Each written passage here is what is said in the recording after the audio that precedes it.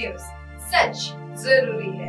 नमस्कार दर्शकों, मैं शिबा शेख और आप देख रहे हैं एमएनएस न्यूज। ब्रेक के बाद एक बार फिर स्वागत है आपका देश की खबरों में।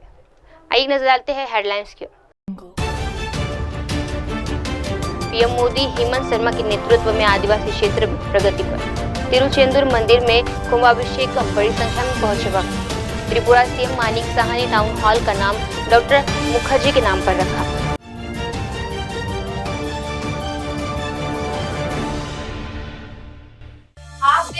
आइए देखते खबरें विस्तार से। पीएम मोदी और हेमंत शर्मा के नेतृत्व में आदिवासी क्षेत्र में प्रगति पर असम विधानसभा के उपाध्यक्ष डॉक्टर नुमान मोमिन ने कहा कि प्रधानमंत्री नरेंद्र मोदी और मुख्यमंत्री हेमंत बिस्वा शर्मा के गतिशील नेतृत्व में आदिवासी क्षेत्र समृद्धि की ओर बढ़ रहा है।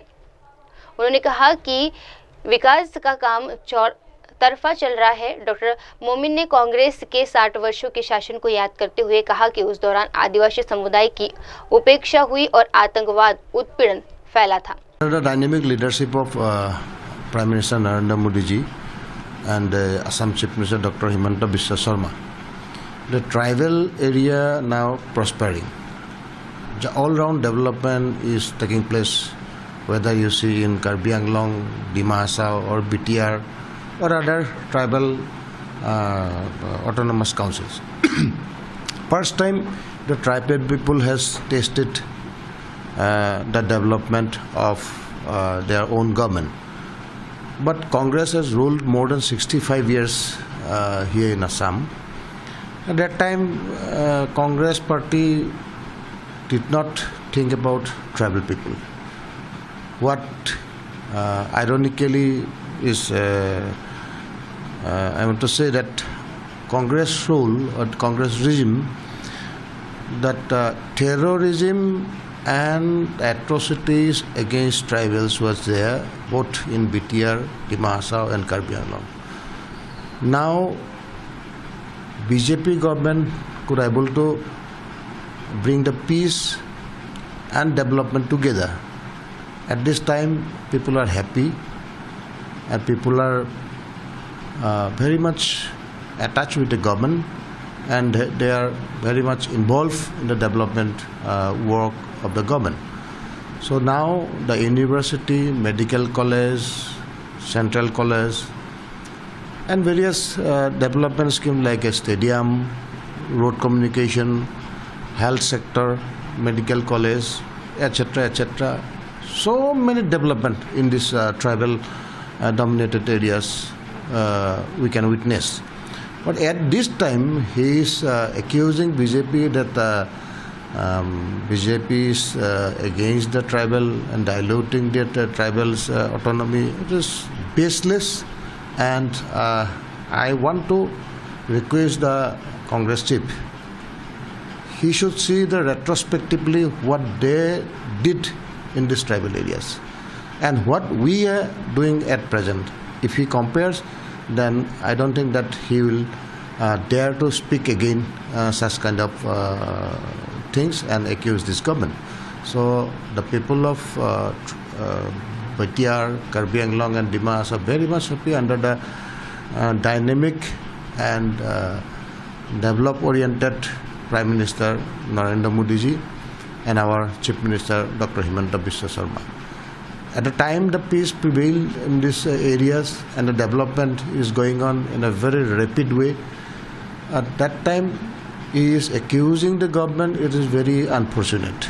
So people that themselves will judge whatever government is doing and whatever Congress did in the past time. So common people are the best judge for this purpose. I think they will give a befitting reply in coming 2026 assembly election. Do you think that the Congress was used the tribal people as their only for their food banks? Not only tribal, Congress for years they used as a vote bank for people of tribal dominated, Muslims minority communities, Christian minority communities, Adivasi tea tribes. They are all their vote banks. So they are using them in the election with the long list of promises, but could not fulfill for 5 years. Then again at the time of election, little bit of money and alcohol that distributed during the election. Then they purchased, literally they purchased the common people's vote and formed the government years after years. Now people really understand the Congress policy, and they defeated Congress twice in Assam, and for a third consecutive time people are going to defeat Congress in 2026 election. So they are very happy, the current government, the way they are doing for the people. And eviction was done to evict the illegal Bangladeshi Muslims who are occupying our land, religious land and agricultural land, forest land. So it is for the first time the Chief Minister of Assam, Dr. Himanta Biswa Sarma, is doing a good work for the people of Assam, the work which is very much needed in the demand of this hour. So he is doing the right thing, and the people are really loving him. And now Congress is nervous. They don't have any issue for the 2026 assembly election. That's why they're accusing here and there, but people are well versed of the Congress regime, and they are having the taste of development and the peace for the first time under the BJP-led government in Assam. So 2026 they will give their verdict, and Congress will get their answer at the time. आइए बढ़ते अगली खबर की ओर। तिरुचेंदुरम में सुब्रमण्यम स्वामी मंदिर में कुंभ अभिषेक, बड़ी संख्या में भक्तों ने लिया अभिषेक समारोह में भाग। तमिलनाडु के तिरुचेंदुर में सुब्रमण्यम स्वामी मंदिर में भव्य कुंभाभिषेकम समारोह का आयोजन हुआ। यह अभिषेक समारोह मंदिर के नवीनीकरण और धार्मिक अनुष्ठानों का महत्वपूर्ण हिस्सा है, जो मंदिर की पवित्रता और दिव्यता को बढ़ाता है। बड़ी संख्या में भक्तों ने इस शुभ अवसर पर मंदिर पहुंचकर पूजा अर्चना की और धार्मिक विविधताओं का हिस्सा बने। स्थानीय प्रशासन और मंदिर प्रबंधन ने भी भक्तों की सुविधा और सुरक्षा के लिए विशेष इंतजाम किए। சுவாமி மலை என்கின்ற திருத்தலத்திலே 4ஆம் படை வீட்டிலே எழுந்தருளி அருள் புரிகின்றார். அந்த 4ஆம் படை வீட்டினுடைய திருப்புகழ் முருகப்பெருமானுக்கு பெண் ஓதுவார்களால் இப்போது விண்ணப்பம் செய்யப்படுகிறது. பாதிமதி நதி போதும் மணி சடை நாதரருளிய குமரேசா. பாதிமதி நதி போதும் மணி சடை நாதரருளிய குமரேசா. ஆகு கனிமொழி மாது குரமகள் காதம் வருடைய மணவாளா. காதும் ஒரு விழி ஆகமுற அருள் மாயன் ஹரி திரு மருகோனே. காலன் என்னை அணுகாமல் உனதிரு காலில் வழிபட அருள்வாயே. ஆதியனோடு தேவர் சுரருலகாளும் வகையறு சிறை மீளா. ஆடும் மயிலினில் ஏறி அமரர்கள் சூழவலம் வரும் இளையோனே. சூதமிக வள சோலை மருவ சுவாமி மலைதனில் உறைவோனே. சூடன் உடல் அறவாரி சுவரிட வேலை இடவல பெருமாளே. காலம் என்னை அணுகாமல் உனதிரு காலில் வழிபட அருள்வாயே. சூரன் உடல் அற வாரி சுவரிட வேலை விடவல பெருமாளே.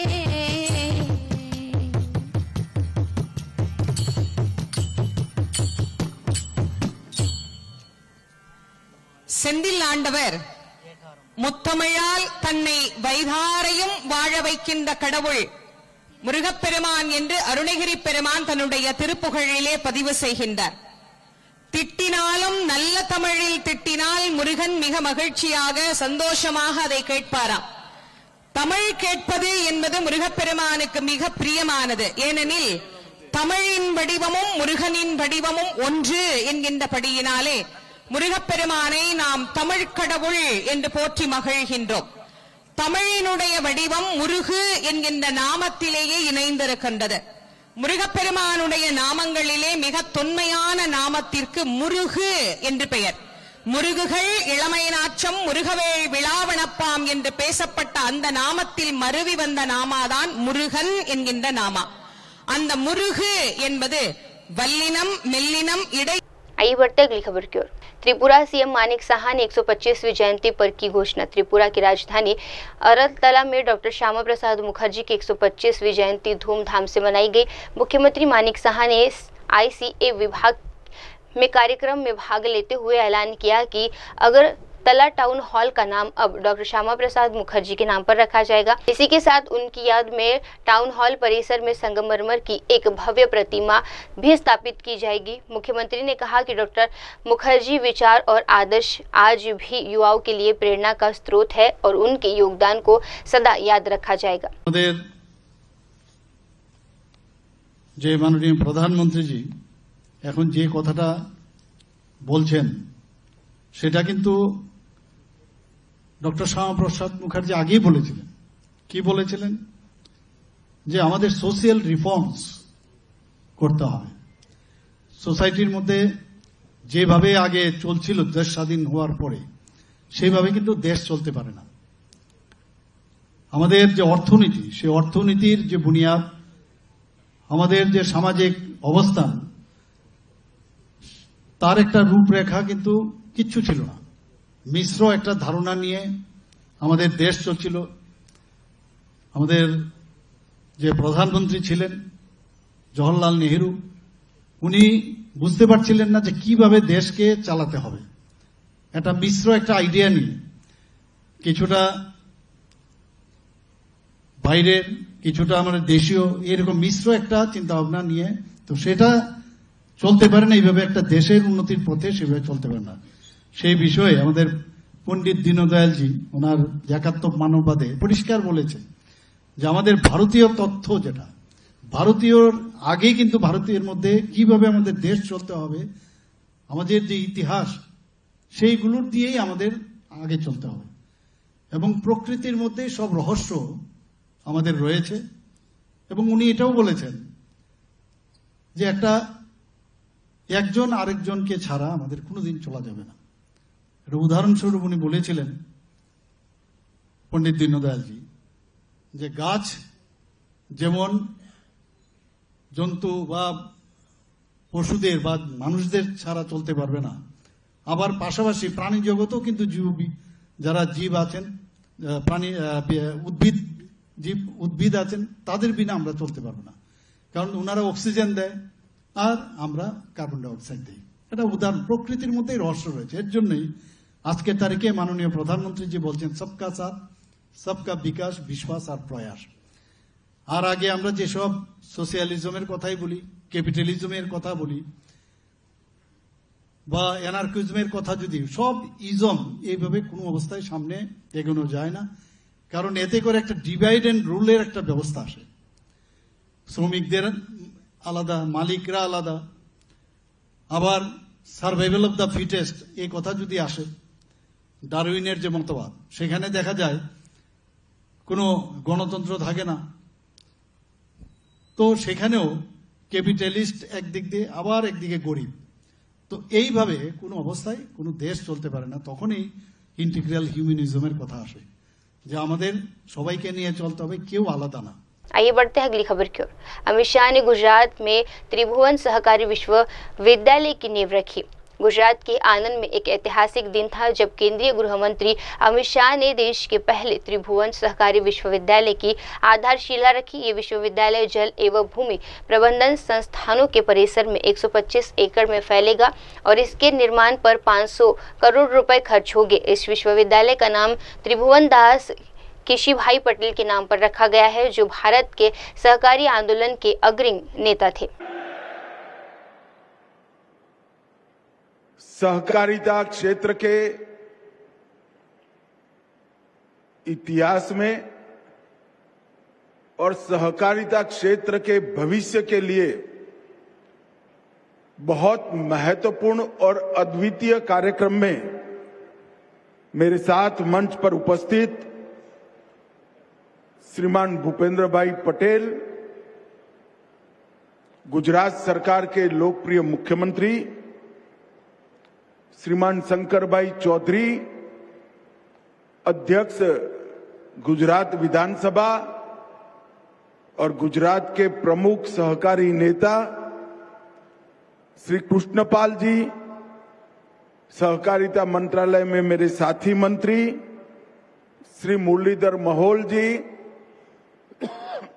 सहकारिता मंत्रालय में मेरे साथी मंत्री श्रीमान ऋषिकेश पटेल, उच्च और तकनीकी शिक्षा विभाग गुजरात के मंत्री श्री जगदीश विश्वकर्मा, सहकारिता मंत्री गुजरात राज्य, यहाँ के लोकप्रिय सांसद बकाभाई पटेल, श्री आशीष भाई भूतानी, सचिव सहकारिता श्री JM व्यास, कुलपति त्रिभुवन सहकारी यूनिवर्सिटी डॉक्टर मीनेश शाह, अध्यक्ष NDDB और भूतपूर्व अध्यक्ष इरमा, और आज गुजरात और देश भर से सहकारिता के अलग अलग क्षेत्र पर, राष्ट्रीय स्तर पर, राज्य स्तरीय और गुजरात में जिला स्तरीय काम करने वाले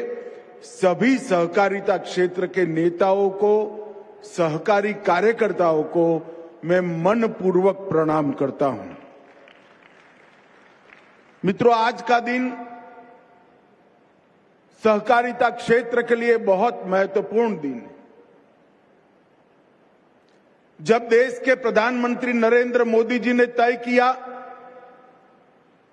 कि करोड़ों गरीब, करोड़ों ग्रामीण, उनके जीवन में आशा का संचार, उनकी आर्थिक समृद्धि के लिए देश में सहकारिता मंत्रालय की स्थापना की जाए, उसके बाद सहकारिता मंत्रालय ने राष्ट्रीय स्तर पर केंद्र में एक अलग मंत्रालय की स्थापना हुई। मंत्रालय की स्थापना के बाद चुने हुए देश भर के 16 सहकारी नेताओं के साथ मैं बैठा था।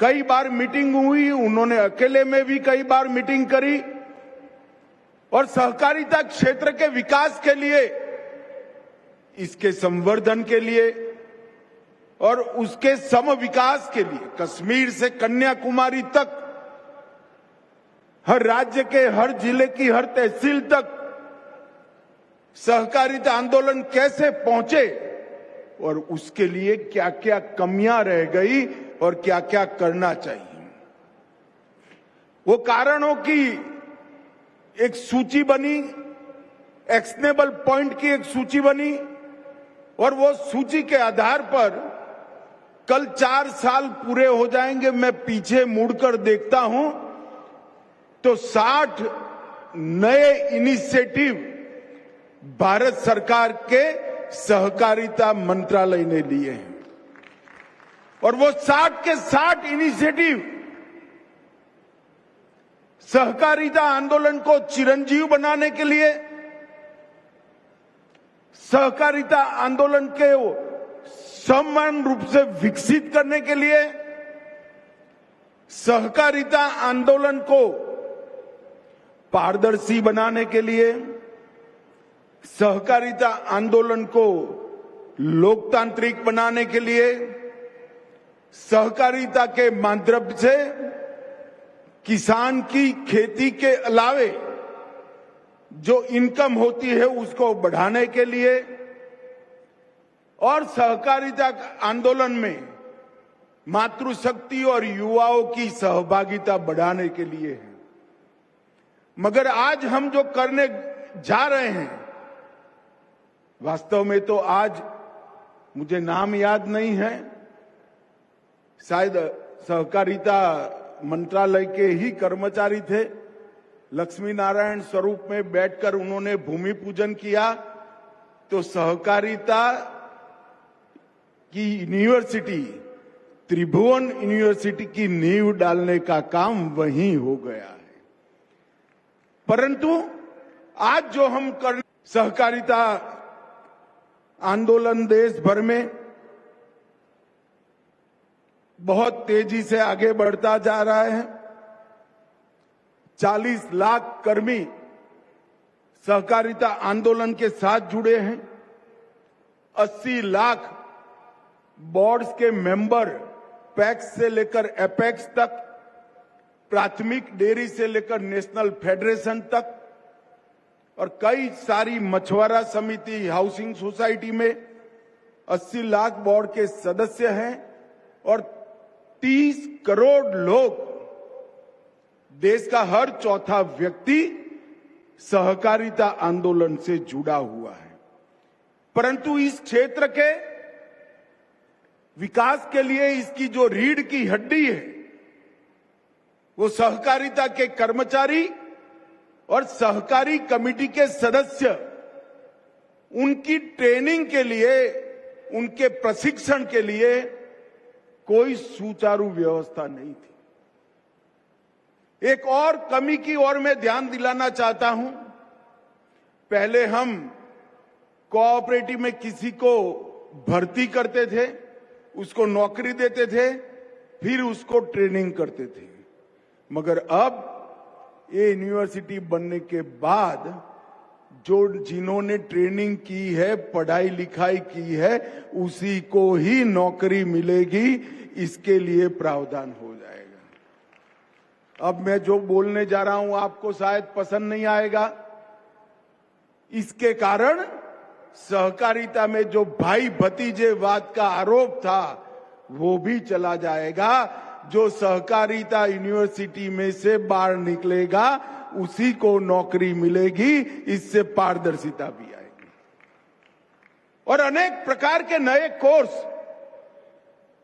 टेक्निकल तजज्ञता तो आएगी ही, अकाउंटेंसी की तजज्ञता तो आएगी ही, वैज्ञानिक अप्रोच तो आएगा ही, मार्केटिंग के सारी गुण वो सीखकर भी आएगा, परंतु साथ में सहकारिता के संस्कार भी सीखकर आएगा कि ये जो आंदोलन है देश की गरीब महिला के लिए है, देश के दलित के लिए है, देश के आदिवासी के लिए। इस प्रकार से कई प्रकार की समस्याओं का समाधान इस सहकारी यूनिवर्सिटी के आधारशिला रखने में। मित्रों, मोदी जी ने तय किया है 2 लाख नए पैक्स बनाए जाए। बाकी सारा विस्तार छोड़ दीजिए, सिर्फ 2 लाख नए पैक्स का ही निर्णय करते हैं जो बन रहे हैं। और मुझे विश्वास है कि इस वर्ष तक हम 60,000 बना लेंगे तो 2 लाख पैक्स में ही 17 लाख कर्मचारी चाहिए। और कई सारी जिला डेयरियां बन रही है, कई सारी डेयरीज बन रही है। इस सब के लिए ट्रेन मैन पावर की जरूरत पड़ेगी जो त्रिभुवन सहकारिता विश्वविद्यालय पूरा करेगा। आज यहां पर 125 एकड़ में 500 करोड़ की लागत से विश्व का पहला त्रिभुवन सहकारी यूनिवर्सिटी का आधारशिला रखने का काम किया। ये यूनिवर्सिटी कोऑपरेटिव में नीति निर्माण का काम करेगी, डेटा विश्लेषण का काम करेगी, 5 साल, 10 साल और 25 साल की देश भर के कोऑपरेटिव के विकास की रणनीति करने का काम करेगी। अनुसंधान को भी इस यूनिवर्सिटी के साथ जोड़ा गया है। और सबसे बड़ी बात है, ये यूनिवर्सिटी सिर्फ सहकारी कर्मचारी पैदा नहीं करेगी, यहां से त्रिभुवन भाई जैसे समर्पित सहकारी नेता भी पढ़ लिख कर सहकारिता क्षेत्र की नेतृत्व करेंगे। और मित्रों, सीबीएसई ने शुरुआत की है। भूपेंद्र भाई विधानसभा अध्यक्ष और शिक्षा मंत्री तीनों यहां बैठे हैं। मेरा आग्रह है कि सीबीएसई ने पुस्तकों में, अभ्यासक्रम में 9 से 12 तक की कक्षा में सहकारिता विषय को जोड़ा है। गुजरात सरकार भी अपने अभ्यासक्रमों में सहकारिता विषय को जोड़े, जिससे आम लोग सहकारिता के महत्व को जाने। मित्रों, जब मैं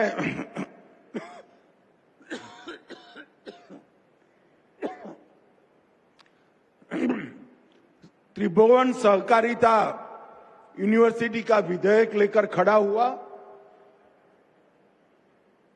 उसके पहले अध्यक्ष जी ने मुझे चैम्बर में बुलाया। उन्होंने कहा कुछ कांग्रेस के नेता मिले थे, वो कह रहे थे कि इसका नाम त्रिभुवन क्यों रखा है। मैंने बोला ठीक है अध्यक्ष जी, अब उनका विरोध है तो मुझे जवाब देना पड़ेगा, क्या कर सकते हैं, ये तो सरकार का निर्णय है। मैं आज कांग्रेस के उस नेताओं को जवाब देने के लिए इस मंच पर बैठा हूं कि यूनिवर्सिटी का नाम त्रिभुवन सहकारी यूनिवर्सिटी क्यों रखा। शायद उन लोगों को मालूम नहीं था त्रिभुवन ये ईश्वर का नाम से ये यूनिवर्सिटी नहीं रखा है, त्रिभुवन दास काशीदास पटेल के नाम से यूनिवर्सिटी का नाम रखा है। और मुझे कोई झिझक नहीं है, ये कोऑपरेटिव यूनिवर्सिटी जिसकी नींव पारदर्शिता, जवाबदेही, तज्ञता, अनुसंधान और सहकारी संघ भाव की, सहकारिता की भावना के विकास के लिए डालने का काम हो रहा है, उसके लिए त्रिभुवन दास पटेल से उचित व्यक्ति और कोई नहीं है, वो त्रिभुवन दास के नाम से ही। कांग्रेस के नेताओं को तो बेचारों को यह भी मालूम नहीं था कि त्रिभुवन दास जी मेरी पार्टी के नेता नहीं थे, त्रिभुवन दास जी कांग्रेस पार्टी के नेता थे। उस वक्त तो मेरी पार्टी की स्थापना भी नहीं हुई थी। यही त्रिभुवन दास जी है जिन्होंने पॉल्सन रैली की दादागिरी के सामने सरदार पटेल के मार्गदर्शन में यही भूमि पर, यही वीर भूमि पर एक नया विचार का बीज बोने का काम किया। एक छोटी सी मंडली दूध इकट्ठा करने की रखी गई और उसके माध्यम से किसानों की सशक्तता के लिए एक बहुत बड़ा अभियान चला। 1946 में खेड़ा जिला दूध उत्पादक सहकारी संघ, इसकी स्थापना हुई और आज वो त्रिभुवन दास ने बोया हुआ बीज वटवृक्ष बनकर पनपा है। 36 लाख बहनें 80,000 करोड़ का कारोबार करती है और किसी ने 100 रुपए से ज्यादा पूंजी नहीं रोकी। पॉल्सन की शोषणकारी नीति के सामने सहकार की, संगठन की शक्ति खड़ी करने का काम ये त्रिभुवन दास जी ने किया। और आज अमूल ब्रांड से विश्व का खाने पीने की चीजों के क्षेत्र में सबसे मूल्यवान ब्रांड अमूल बनकर उभरा है। ये हम सब के लिए गौरव का विषय है। और मित्रों, धीरे धीरे दीपक की तरह जलकर उन्होंने सहकारिता आंदोलन को सींचने का काम किया और जब उन्होंने अपने आप अमूल के अध्यक्ष के पद से रिटायरमेंट लिया, तब 6 लाख बहनें एक कारोबार के साथ जुड़ी थी। सबने 1-1 रुपया देकर 6 लाख रुपया त्रिभुवन भाई को थैली भेंट की। त्रिभुवन भाई ने वो 6 लाख रुपया भी त्रिभुवन फाउंडेशन ट्रस्ट को देकर एक बहुत बड़ा उदाहरण कोऑपरेटिव सेक्टर में बनाने का किया। ये उन्हीं का विजन था कि दुनिया भर की प्राइवेट डेयरियों के सामने आज हमारे देश की कोऑपरेटिव डेयरी सीना तान कर खड़ी है। दुनिया भर के पूंजीपतियों के सामने कोऑपरेटिव का मॉडल सफल बनकर उपसा है और उन्हीं का विजन था। उसको लाल बहादुर शास्त्री ने एनडीडीबी में परिवर्तित किया और एक तहसील से शुरू हुआ आंदोलन आज देश भर में कोऑपरेटिव आंदोलन में बदल कर रह गए। और वो कहते थे कुरियन साहब का बड़ा योगदान है। कुरियन साहब का योगदान तो है ही, इसको कोई नकार नहीं सकता। गुजरात में ये संस्कार नहीं है कि किसी के भी योगदान को नकारा जाए। जो लोग बोल रहे हैं उन्होंने कुरियन साहब की शताब्दी के लिए कुछ नहीं किया, ये अमूल ही है जो कुरियन का शताब्दी वर्ष मनाने का काम कर रहा है। और कुरियन साहब को नीदरलैंड पढ़ने लिखने के लिए भेजने का काम भी हमारे त्रिभुवन दास पटेल साहब ने किया था और उन्होंने उनको फ्री हैंड देकर ये पूरी चीज का निर्माण कर। एक सहकारी नेता हर सदस्य की भलाई के लिए सोचकर अगर काम करता है तो राष्ट्र के निर्माण में और राष्ट्र के समृद्धि बनाने की प्रक्रिया में कितना बड़ा योगदान कर सकता है, उसका एक आदर्श उदाहरण त्रिभुवन दास काशीदास पटेल ने यहां पर प्रस्तुत किया था। यही भूमि पर किया था, यही भूमि पर यूनिवर्सिटी बन रही है।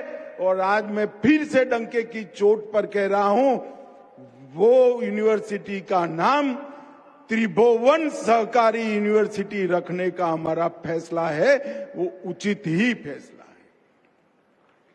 मित्रों, वसुधैव कुटुंबकम और सर्वे भवन्तु सुखिनः, ये हमारे देश के मूल विचार हैं, हमारी संस्कृति की नींव है और उसी से इस सहकारिता की भावना की संस्कृति पैदा हुई है।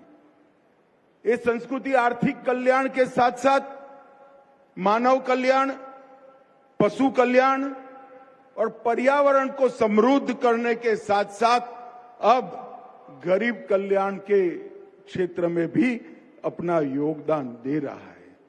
30 करोड़ सदस्य जिसके है ऐसा एक आंदोलन, जिसकी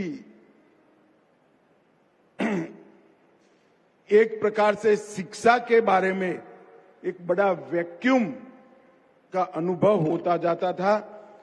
शिक्षा में वैक्यूम था तो नवाचार और प्रशिक्षण में भी वैक्यूम आया, संस्थाओं के बीच में समन्वय में भी वैक्यूम आया और सहकारिता यूनिवर्सिटी बनने के साथ ही ये त्रिभुवन सहकारिता यूनिवर्सिटी ये सारे वैक्यूम को समाप्त कर देगी। नीतियों का भी निर्माण करेगी, नवाचार को बढ़ावा देगी, अनुसंधान का नींव डालेगी, प्रशिक्षण तो करेगी ही करेगी और देश भर के सहकारी संस्थाओं के प्रशिक्षण का एक ही समान प्रकार से कोर्स बनाकर देश भर की सहकारिता को एक ही प्रकार से आगे बढ़ाने का काम ये यूनिवर्सिटी करेगी। पहले प्रतिभाएं थी मगर प्लेटफॉर्म नहीं था।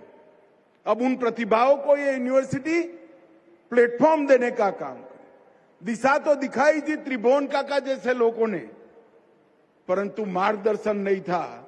यहां से नीति बनकर वो दिशा पर किस रास्ते पर चलना उसका मार्गदर्शन भी मिलेगा।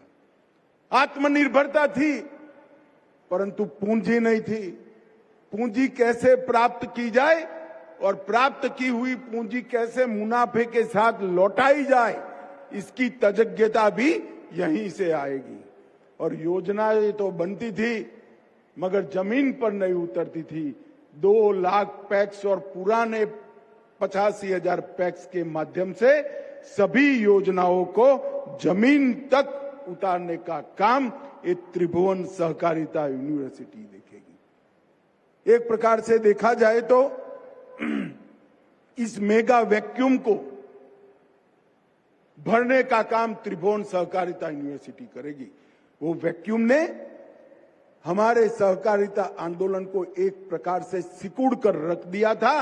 अब वो फलेगा, फूलेगा, आगे बढ़ेगा और पूरे विश्व में सहकारिता का सबसे बड़ा गढ़ अगर कहीं बनेगा तो हमारे भारत में बनेगा। एक युगांतकारी कदम नरेंद्र मोदी जी के नेतृत्व में हमने लिया है और यही यूनिवर्सिटी और यहां बनाई हुई नीतियां और अभ्यासक्रम सहकारिता के आर्थिक मॉडल से जन आंदोलन में परिवर्तित करने का काम करेंगे। मित्रों, मुझे पूरा विश्वास है कि सहकारिता हमारे ग्रामीण अर्थव्यवस्था और टाउन की अर्थव्यवस्था की राष्ट्रीय मुख्य विकास धारा बन जाएगी। इसमें मुझे कोई आपत्ति नहीं है। एनसीईएल, एनओसीएल और बीबीएसएल जो बीज, एक्सपोर्ट और प्राकृतिक खेती के उत्पादों को बेचने का काम कर रहे हैं, विश्व की सबसे बड़ी अन्न भंडारण योजना हमने आगे बढ़ाई है और इसके साथ साथ कई सारे इनिशिएटिव हमने लिए हैं। परंतु ये सब के लिए योग्य कर्मचारी मिलना, इस सब के लिए योग्य सहकारिता आंदोलन के सिपाही मिलना, ये काम ये यूनिवर्सिटी करेगी। पैक्स, डेयरी, मत्स्य पालन, शहरी सहकारी बैंक, आवास, क्रेडिट और खादी ग्राम उद्योग, कई सारे क्षेत्रों में अब एक्सपर्टी की जरूरत है। हम कोऑपरेटिव टैक्सी भी लाना चाहते हैं, कोऑपरेटिव इंश्योरेंस कंपनी भी बनाना चाहते हैं। अगर ये सब करना है तो हमें हर क्षेत्र के विशेष ज्ञान वाले अधिकारी भी चाहिए, कर्मचारी भी चाहिए और सहकारी नेता भी चाहिए। अब पैक्स नई पीढ़ी की सहकारिता को स्टार्टअप के साथ जोड़ेंगे। डिजिटल प्लेटफॉर्म, डेटा ड्रिवन निर्णय और डेटा के आधार पर एनालिसिस कर नीतियों का निर्माण करना है, वो हमारी यूनिवर्सिटी करेगी। इसमें डिजाइन और विषय वस्तु का मानकीकरण, सहकारी क्षेत्र में उत्कृष्ट केंद्रों का स्थापन, अनुसंधान केंद्र और हर राज्य में संबद्ध कोऑपरेटिव प्रशिक्षण के संस्थान बनाने का काम ये यूनिवर्सिटी करेगी। आइए बढ़ते अगली खबर की ओर। मुख्यमंत्री विष्णुदेव साय ने किया वर्चुअल शिलान्यास। छत्तीसगढ़ के पंडरिया में एक बड़ी खबर सामने आई है। मुख्यमंत्री विष्णुदेव साय ने यहां 61 विकास परियोजना का विजुअल उद्घाटन और शिलान्यास किया। इस परियोजना की कुल लागत 72.70 करोड़ रुपए है, जो राज्य के विकास के महत्वपूर्ण में योगदान देगी। मुख्यमंत्री ने कहा कि भाजपा के नेतृत्व वाली राज्य सरकार ने अब तक 1.5 साल पूरे कर लिए हैं और इस दौरान प्रधानमंत्री नरेंद्र मोदी की कई गारंटियों को पूरा किया गया है। छत्तीसगढ़ महतारी की जय, छत्तीसगढ़ महतारी की, मां महामाया की, भगवान भोरम देव की, भगवान भोरम देव की। आज पंडरिया के पावन भूमि में आयोजित कबीरधाम जिला के पंडरिया विधानसभा क्षेत्र के अंतर्गत 72 करोड़ के विकास काम के लोकार्पण और भूमि पूजन कार्यक्रम में रायपुर से वर्चुअली जुड़े हमारे प्रदेश के पूर्व मुख्यमंत्री और विधानसभा के सम्मानीय अध्यक्ष आदरणीय डॉक्टर रमन सिंह जी, जेमन 15 साल तक छत्तीसगढ़ के मुख्यमंत्री के रूप में चहुमुखी विकास करीन और छत्तीसगढ़ से भूख लाभी भगाइन और सड़क, बिजली, पानी हर तरह के विकास के काम करीन। ऐसे चाउर वाले बाबा आदरणीय डॉक्टर रमन सिंह जी, हमारे प्रदेश के डिप्टी सीएम और गृह मंत्री आदरणीय श्री विजय शर्मा जी हमारे राजनांदगांव के सांसद श्री संतोष पांडे जी, पंडरिया के लोकप्रिय विधायक महोदया श्रीमती भावना बोहरा जी, हमारे कबीरधाम जिला के अध्यक्ष राजेंद्र चंद्रवंशी जी, पूर्व विधायक डॉक्टर सियाराम साहू जी, पूर्व विधायक श्री अशोक साहू जी, श्री राम कुमार भट्ट जी, गोपाल साहू जी, मंच में विराजमान सबो हमार भारतीय जनता पार्टी के नेतागण, वहां के कलेक्टर, एसपी, सभी अधिकारीगण और निर्वाचित जनप्रतिनिधिगण और पूरे पंडरिया विधानसभा क्षेत्र से आए हजारों के संख्या में सभी हमारे देवतुल्य कार्यकर्ता भाई बहनी मन, सज्जन वृंद, मातृशक्ति हमार भाई बहनी मन, युवा साथी मन और हमार मीडिया के साथी भाई मन, मैं सबकर ले पहले आप मन से क्षमा चाहत हूं। हमन तीनों यहाँ रायपुर में 10 बजे से पंडरिया जाए बर तैयार हन। आदरणीय डॉक्टर साहब, आदरणीय विजय शर्मा जी, तीनों 10 बजे से ही पंडरिया जाए के लिए तैयार हमन बैठे हन। लेकिन आज हमार दुर्भाग्य की मौसम साथ नहीं दईस, हेलीकॉप्टर वाला मना कर दीस और इसलिए आज वर्चुअली हमला रायपुर से ही आप मन के दर्शन करना पड़त है, आप मन से जुड़ना पड़त है। एक लिए आप मन से क्षमा प्रार्थी और आप मन के मैं हृदय से स्वागत और अभिनंदन करत हूं। हमार बहनी भावना बोहरा बहुत मेहनत करे रही आज के कार्यक्रम में, बारिश के बाद भी हजारों के संख्या में आज के कार्यक्रम में आईन है। मैं सब से भी मैं आज क्षमा चाहत हूं और डॉक्टर साहब जैसे बताई नहीं कि आज के कार्यक्रम हर उधारी रही से बाद में फिर हमन आबो। आज तो वर्चुअली जुड़े हन रायपुर से, लेकिन फिर एक बार पंडरिया हमन प्रत्यक्ष आप मन के दर्शन लाभ करे बर हमन जरूर आबो। हमार ये तीनों जन के वादा है।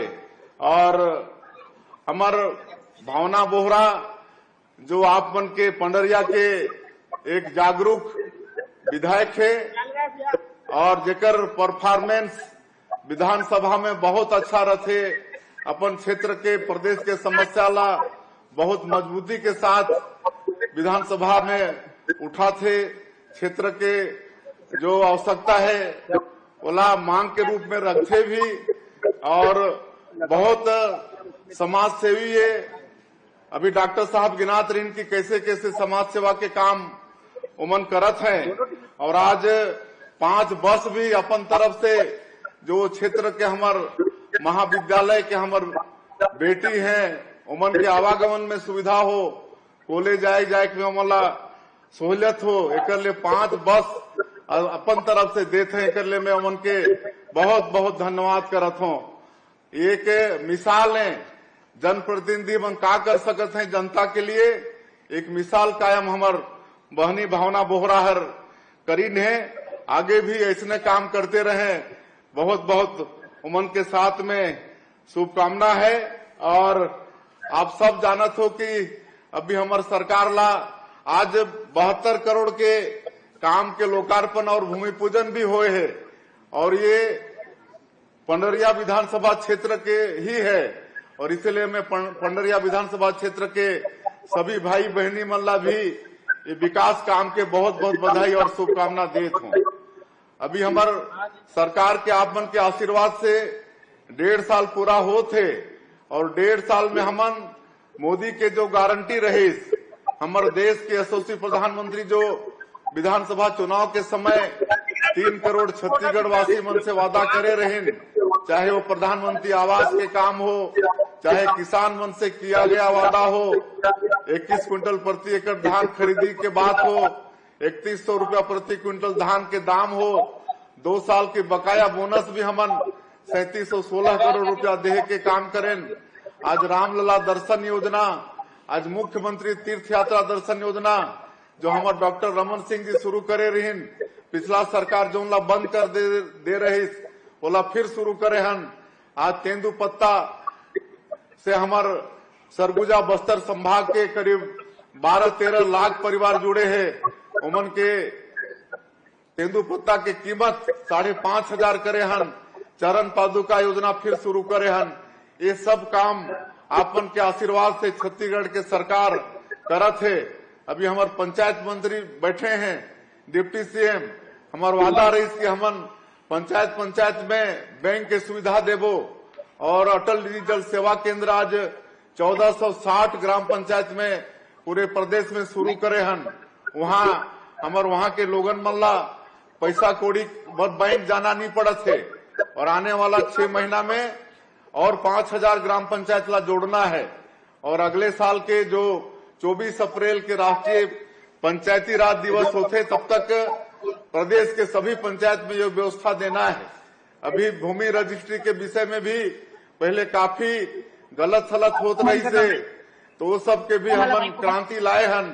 अब कोई फेक कोई झूठा रजिस्ट्री भी नहीं हुई। रजिस्ट्री के साथ में नामांतरण भी हो जाही।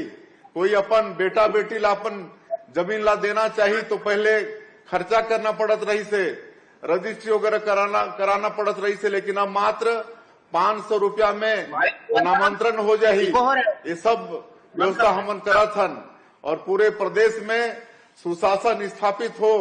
एक लिए हमन सरकार में भी सुशासन और अभिसरण विभाग के गठन करे हन और ओकर माध्यम से जितना जो भ्रष्टाचार के रास्ता है वो सब ला बंद करत हन और सुशासन। आइए बढ़ते अगली खबर की ओर। ओडिशा के आकांक्षी जिलों को पीएम मोदी का विशेष ध्यान। राज्य के मंत्री सूर्यवंशी सुरेश ने बताया कि प्रधानमंत्री नरेंद्र मोदी आकांक्षी जिलों के विशेष महत्व दे रहे हैं। केंद्रीय शिक्षा मंत्री धर्मेंद्र प्रधान ने अविभाजित कोरापुट क्षेत्र का शैक्षणिक परिस्थितिक तंत्र व्यापक रूप से समीक्षा की है। मंत्री ने यह भी बताया कि राष्ट्रीय शिक्षा नीति यानी NIP पूरे ओडिशा राज्य में लागू की जाएगी। सर, केंद्रीय मंत्री धर्मेंद्र प्रधान जी के नेतृत्व में आज एक अहम बैठक में डिस्ट्रिक्ट को लेकर क्या कहेंगे? देखिए, हमारे honourable PM sir aspirational district को सबसे ज़्यादा महत्व दे रहे हैं और हमारे सीएम सर भी एस्पिरेशनल डिस्ट्रिक्ट कोरापुट से अपने पहला दौरा किए थे। तो इसी सिलसिले में हमारे जो केंद्रीय शिक्षा मंत्री हैं धर्मेंद्र प्रधान जी, आज 2 दिन का दौरा उनका समाप्त हो रहा है। ये दौरे में वो शिक्षा से लेके स्वास्थ्य तक, उच्च शिक्षा से लेके जितने भी बेसिक डिपार्टमेंट्स हैं, जितने भी हार्डकोर डिपार्टमेंट्स हैं गवर्नमेंट का, ये 4 जिलाओं में, ये 4 एस्पिरेशनल डिस्ट्रिक्ट्स में उसका रिव्यू, उसका इम्प्लीमेंटेशन और उसका जो कोरापुट प्लान है उसको कैसे चेकआउट किया जा सके, इसके ऊपर भी काम कर रहे हैं और सर्वे कर रहे हैं। सेंट्रल गवर्नमेंट का टॉप सेक्रेटरी से लेकर ब्लॉक का भी एम्प्लॉय, ब्लॉक का ऑफिसर आज यहाँ पे उपस्थित रह के ये पूरा विषय पर एंड टू एंड चर्चा हो रहा है। MSME क्लस्टर का एस्टेब्लिशमेंट से लेकर केंद्रीय विश्वविद्यालय में 610 करोड़ का भित्ति भूमि इंफ्रास्ट्रक्चर प्रोजेक्ट का लोकार्पण करना या फिर शिलान्यास करना और केंद्रीय विद्यालय जो 40 करोड़ से ज़्यादा भित्ति भूमि जनित जिसका इम्प्लीमेंटेशन होगा उसको भी आज फाउंडेशन स्टोन उसका शुरुआत किए हैं। इससे अलावा कोरापुट का जो पहचान है, कोरापुट कॉफी है और कोरापुट का जो कोटपाट वस्त्र है, उसको देश भर में कैसे पॉपुलराइज किया सके और देश भर में उसको पॉपुलराइज करके उसका पैसा कैसे लोकल लोगों तक पहुंचाया जा सके। हम अभी 600 टन कॉफी प्रोडक्शन कर रहे हैं, वो 30 से 40 करोड़ का उसका बिजनेस है, उसको कैसे 10 फोल्ड हम इंक्रीज कर सकेंगे, इसके ऊपर भी डिस्कशन हुआ था। और बहुत खुशी की बात है कि आने वाले समय में, आने वाले शिक्षा वर्ष में सेंट्रल यूनिवर्सिटी में इंजीनियरिंग का सब्जेक्ट खोलने वाला है। ये एग्रो फॉरेस्ट्री हो सकता है, ये डेयरी साइंस हो सकता है, ये हो सकता है आपका artificial intelligence, machine learning, internet of things, database के ऊपर कोई भी नया ट्रेंडिंग वाला सब्जेक्ट आ सकता है। ये जनजाति समुदाय क्षेत्र में हम वैषयिक शिक्षा को जनजाति समूह के पास पहुंचा रहे हैं, अप्रोचेबल कर रहे हैं। ये ड्रॉप आउट रेट को कमाएगा और GER को बढ़ाने में बहुत मदद होगा, ये मेरा मानना है। ऑपरेशनल डिस्ट्रिक्ट की बात करें तो शिक्षा की गुणवत्ता को किस तरीके से बढ़ाया जाए, इस पे प्रमुख बिंदु है। देखिए, ये जो 4 एस्पिरेशनल डिस्ट्रिक्ट है, इसका ऐतिहासिक महत्व भी है। पिछले दिनों में इसका शैक्षिक व्यवस्था बहुत अच्छा था, लेकिन सालों भर में इसका खराब हुआ है। अभी हम NEP का 100% implementation from KG to PG NEP is going to be implemented. और ऐसा मेरा मानना है कि जैसे केंद्रीय मंत्री श्री धर्मेंद्र प्रधान जी अपने 2 दिन यहाँ पे स्पेंड किए हैं, विभिन्न वर्ग के विभिन्न व्यक्तियों से, विभिन्न समुदायों से मिले हैं, और उसका जो आउटकम आएगा यहाँ का शिक्षा व्यवस्था को आने वाले दिन में बहुत डेवलपमेंट करेगा। Thank you. आइए बढ़ते हैं अगली खबर की ओर। पीयूष गोयल बोले, भारत के हितों की रक्षा हर व्यापार समझौते में प्राथमिकता। केंद्रीय वाणिज्य एवं उद्योग मंत्री पीयूष गोयल ने कहा कि भारत के हितों की रक्षा मोदी सरकार की सबसे बड़ी प्राथमिकता है। उन्होंने भरोसा दिलाया कि किसी भी देश के साथ होने वाले मुक्त व्यापार समझौते जम्मू कश्मीर समेत पूरे भारत के हितों को ध्यान में रखते हुए ही किए जाएंगे। पीयूष गोयल ने कहा कि आज दुनिया भारत का एक ईमानदार और भरोसेमंद व्यापारिक समझदार के रूप में देखती है। Be vocal for local. जो भारत में बनी हुई लोकल गुड्स है उसको हमें प्राथमिकता देनी चाहिए। और अब तो हमारे लोकल गुड्स पूरे विश्व में जा रहे हैं। आखिर ये फ्री ट्रेड एग्रीमेंट क्यों किया जाता है? जिससे आपको और मार्केट्स खुले, ड्यूटी फ्री एक्सेस मिले आपके बनाए हुए सामान को दूसरे देशों में, आपके GI टैग प्रोडक्ट्स को सम्मान मिले दूसरे देशों में। कोई अगर और कोई बाधाएं हैं जिससे आप विदेश की मार्केट्स को नहीं कैप्चर कर पा रहे,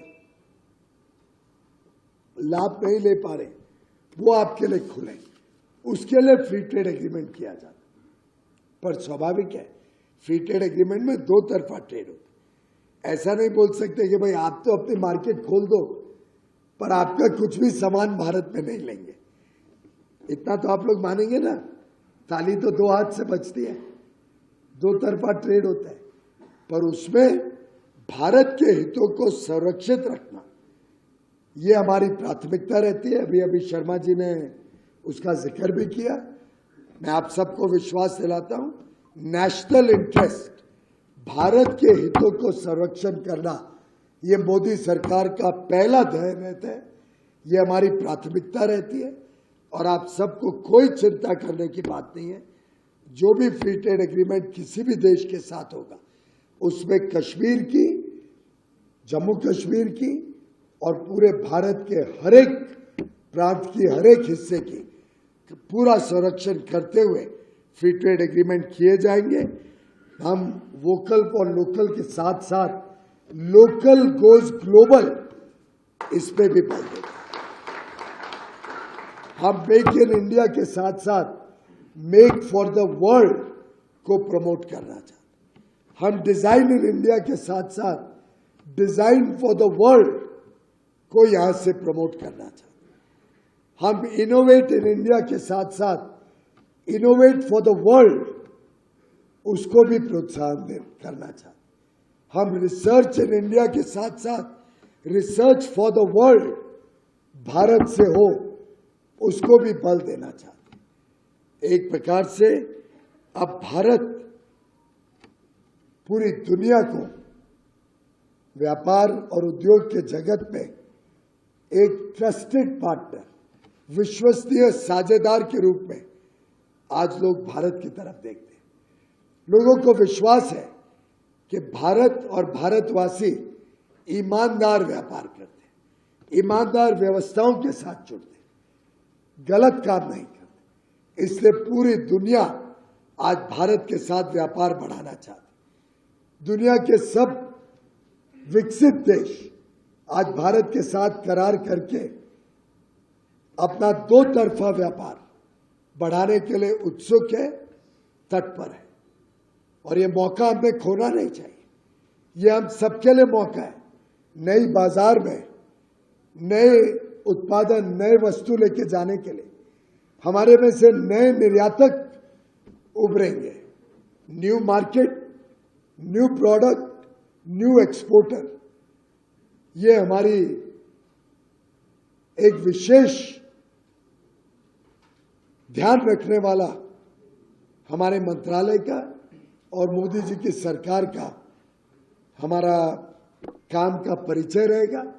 नए मार्केट्स को कैसे कैप्चर करें, नए एक्सपोर्टर्स को कैसे प्रोत्साहन दें, नए प्रोडक्ट्स को आगे बढ़ते अगली खबर की ओर। हरियाणा सीएम सैनी बोले 2029 भाजपा का होगा। दिल्ली में एक राजनीतिक संदेश के साथ हरियाणा के मुख्यमंत्री नायब सिंह सैनी ने बड़ा दावा किया है। उन्होंने कहा कि प्रधानमंत्री नरेंद्र मोदी के नेतृत्व में और केंद्रीय गृह मंत्री अमित शाह व पार्टी अध्यक्ष जेपी नड्डा के मार्गदर्शन में भाजपा केंद्र और हरियाणा की तीसरी बार सत्ता में है। मुख्यमंत्री ने जोश भरते हुए कहा कि हमें नहीं रुकना है, न थकना है और अब लक्ष्य है विकसित भारत में विकसित हरियाणा का सबसे बड़ा योगदान सुनिश्चित करना। उन्होंने स्पष्ट शब्दों में कहा कि 2029 भारतीय जनता पार्टी का वर्ष होगा। आज यह पार्टी 14 करोड़ से अधिक सदस्यों के साथ दुनिया की नंबर 1 की पार्टी आदरणीय जगत प्रकाश नड्डा जी के नेतृत्व में ये खड़ी हुई है। ये सबसे बड़ी लोकतांत्रिक पार्टी है, ये बन चुकी है।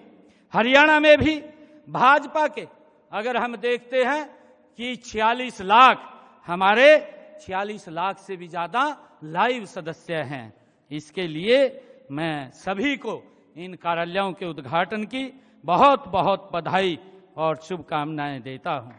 मुझे ये भी खुशी है कि जब हम एक ऐसे संगठन के कार्यकर्ता हैं जहां राष्ट्र को पहले, संगठन को दूसरे और परिवार को तीसरे स्थान पर रखा जाता है, यह कार्यकर्ताओं की मेहनत का ही परिणाम है कि केंद्र और हरियाणा में भारतीय जनता पार्टी लगातार आदरणीय नरेंद्र मोदी जी के नेतृत्व में, उनके मार्गदर्शन में जो उन्होंने पिछले 11 वर्षों में एक ऐतिहासिक इस भारत को एक विकसित राष्ट्र की तरफ बढ़ाने का जो काम किया है, इन 11 वर्षों के अंदर जो गरीब व्यक्ति की चिंता की है, उसके घर तक एक योजनाबद्ध तरीके से सरकार की योजना का लाभ पहुंचा है। तो मुझे खुशी है कि आदरणीय नरेंद्र मोदी जी के नेतृत्व में और आदरणीय जगत प्रकाश नड्डा जी के जो मार्गदर्शन के अंदर और आदरणीय अमित शाह जी के मार्गदर्शन के अंदर हम तीसरी बार केंद्र में भी और हरियाणा में भी नॉन स्टॉप इस भारत को आगे बढ़ाने के लिए सरकार देश के लोगों ने ये दी है। मुझे खुशी है कि आने वाला समय ये हमारा है, जो 2029 का समय भी है, ये भारतीय जनता पार्टी का समय है। हमें रुकना नहीं है, हमें थकना नहीं है, हमें मिलकर हरियाणा के देश के हर घर के अंदर तक पहुंचना है, हर दिल को जीतना है। हमें माननीय प्रधानमंत्री नरेंद्र मोदी जी के विकसित भारत के संकल्प में विकसित हरियाणा का भी सबसे अधिक योगदान सुनिश्चित करना है। मैं आइए बढ़ते हैं अगली खबर की ओर। मोदी सरकार में घोर गरीबी 16% से घटकर 2% लंका दिनाकर बोले। आंध्र प्रदेश से बड़ी खबर सामाजिक आर्थिक उपलब्धि की ओर इशारा करते हुए 20 सूत्री कार्यक्रम के चेयरमैन और भाजपा नेता लंका दिनाकर ने कहा कि प्रधानमंत्री नरेंद्र मोदी के नेतृत्व में देश ने गरीबी उन्मूलन की दिशा में ऐतिहासिक प्रगति की है। लंका दिनाकर के अनुसार 2011 से 2012 में देश में अत्यधिक गरीबी दर 16.20% थी, जो 2022 से 2023 तक घटकर केवल 2.03% रह गई है। उन्होंने दावा किया कि लगभग 20 करोड़ भारतीय घोर गरीबी से बाहर निकल चुके हैं। Extreme poverty rate was 16.20% in 2011-12. It has been significantly reduced to 2.30% by 2022-23. Due to the spirit of the central government under the leadership of Prime Minister Narendra Modi ji governance since 2014, effective implementation of various schemes and programs, projects and policies of the union government under the leadership of Prime Minister Narendra Modi ji has shown this performance Currently, nearly 20 crore people has come out from the acute poverty in our country as per the experts' opinion. Today, average income gap between the people has registered 25.5%. It is the world fourth lowest rank as far as our country is concerned. Even United States has registered it as a 35.70%, 41.80%. China registered it as a 35.70%, and Australia registered as 32.40%. These are all happens because the schemes have been implemented through direct cash benefit scheme. 55 crores Jan Dhan accounts, through which 45 lakh crores has been distributed for the eligible beneficiaries by the union government under the leadership of Prime Minister Narendra Modi ji. We are also taking part our decision pertaining to the aspiration districts and blocks review, because aspiration districts and blocks, backward districts have been recognized. 107 districts have been recognized as aspirational districts to improve the infrastructure and livelihood and other development parameters for drinking water, housing, education, and nutrition, food, so on. These are all the schemes implementing for the development and improvement of the aspirational districts to compete with on par with the developed districts. In Andhra Pradesh, 3 districts were recognized as aspirational districts. One is Alluri Sitaramraju district, second one is Parvatipuram Manyam district, and third one is YSR Kadapa district. Apart from these 15 blocks also recognized as aspirational blocks. This concept will reduce significantly the acute poverty in the backward area of our country. Various districts which were backward, nearly 117 districts have been identified by the union government. In coming years, significant amount of acute poverty people are coming out from their miserable conditions due to the union government decision, like aspirational districts problems, PM Janman scheme, like these kind of schemes, whether it provides basic infrastructure for living infrastructure in backward area and connectivity from one developed area to these undeveloped districts. So, Honorable Prime Minister Narendra Modi ji, aligning programs have been aligning by the Chandrababu Naidu Garu in the state of Andhra Pradesh as a Chief Minister to make Swarnandhra by 2047 to contribute Andhra Pradesh share in विकसित Bharat 2047 as। आइए बढ़ते अगली खबर की ओर। उपराष्ट्रपति जगदीप धनखड़ का बड़ा बयान कोचिंग स्थित national university of advance legal studies यानी NUALS में छात्रों और फैकल्टी के साथ संवाद करते हुए उपराष्ट्रपति जगदीप धनखड़ ने के प्रसिद्ध नाटक जूलियस सीजर का जिक्र करते हुए उन्होंने मौज की ईद यानी आइडियाज ऑफ मैच की ऐतिहासिक चेतावनी को याद दिलाया, जब भविष्यता से सीजर को चेताया जाता था कि वे 15 मार्च को सावधान रहे। उपराष्ट्रपति ने कहा, मार्च की ईद दुर्भाग्य और विनाश से जुड़ी होती है और इसी मार्च की 14 और 15 तारीख को रात को हमारी न्यायपालिका ने अपनी ईद मनाई। एक भयानक समय था वे। My young friends, if you have heard of Ides of March, those of you who have read Julius Caesar,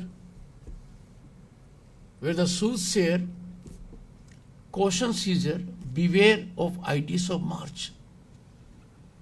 And when the Caesar was going from the palace to the courtroom,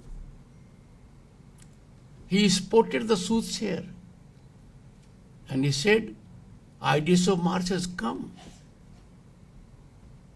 And Caesar said, the soothsayer said, yes, but not gone.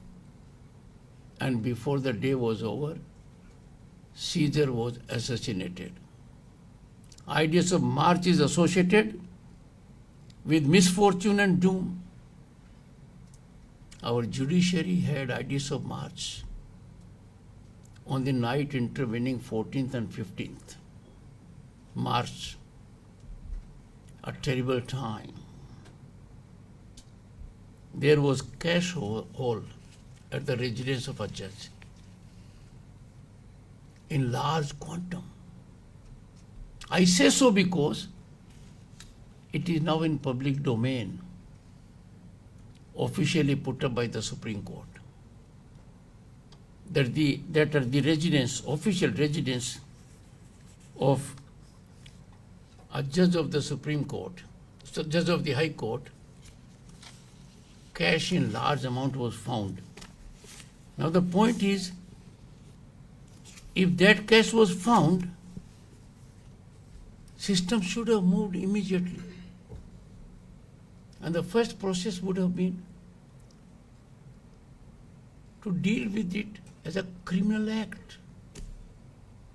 Find out those who are culpable. Bring them to justice. But so far there has been no FIR. The government at the central level is handicapped because an FIR cannot be registered in view of a judgment of the Supreme Court rendered in early 90s. You must read that judgment. I am all for independence of judiciary. I am a strong votary of protecting judges. Judges deal with very difficult situations. They decide cases against the executive. They deal in certain areas with legislature matters. We must protect our judges from frivolous litigation. So I am not against the mechanism evolved. But when something like this happens, some things are worrisome. The incident took place, boys and girls, on night intervening 14th and 15th March. We did not come to know about it. It was only on 21st March this year, after about 7 days, we came to know about this ghastly crime. Now question arises, did anyone know about it earlier? Yes, it was a fire incident. The fighting mechanism was there. Those involved with the system knew about it. Why it was not shared? I am a concerned man. Whether this is an incident in isolation or there are other similar incidents, that is something which we have to deal with. I therefore strongly feel, and I have said it on multiple occasions, proceeding with the constitutional mechanism of dealing with a judge in terms of constitutional provision is one way out. But that is not a solution, because we claim to be a democracy, which we are. The world looks us as a mature democracy, where there has to be rule of law, equality before law, which means every crime must be investigated. If the money is so huge in volume, we have to find out, is it tainted money? What is the source of this money? How was it stacked in the residence, official residence of a judge? It belonged to whom? Several penal provisions are violated in the process. I do hope an FIR will be registered. We must go to the root of the matter, because for the democracy it matters that our judiciary In अब वक्त हो चला है दर्शकों छोटी सी break का। Break के बाद भी देखते रहिए मेरे सहयोगी मिनल के साथ तमाम बड़ी खबरें। धन्यवाद। आप देख रहे हैं एमएनएस न्यूज, सच जरूरी।